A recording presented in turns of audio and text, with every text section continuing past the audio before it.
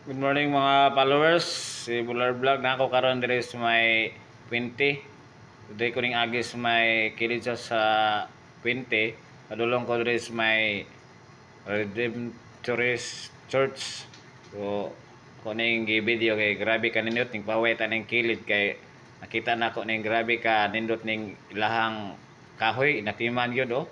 So naagi ni sa siyudad sa Sugbo kilid ni sa Redemptorist Church. So kunang i-video ang ilang kahoy diri anang green kayo niya limpyo kay pagkatanaw ng ilahang palibot. So nihunong ta diri kay ato lagi ning tan-aw ang ato ang view diri sa Sugbo. So grabe makaingon ka og naa sa kanang kuan probinsya.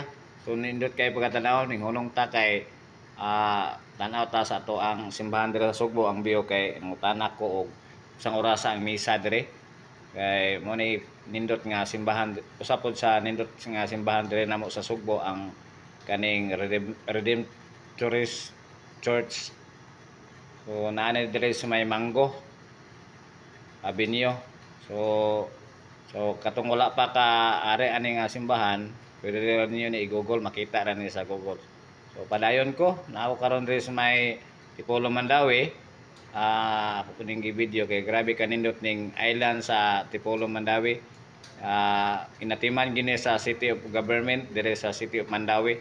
So kita ninyo ng island na mga tanom da grabe kanindot giampingan gini gitrim gini sa City of Mandawi. So giampingan gini namo dire sa siyudad sa Mandawi kay ang kilid ani ang San Miguel Corporation pinakadako nga company dire namo sa Mandawi ang San Miguel Corporation. So stop nako karon dire sa may stop kay palo ta sa ato ang traffic light karon malikayan nato ang ato ang kaning disgrasya. So palo lang ta sa traffic light. Follow ninyo akong page. All right.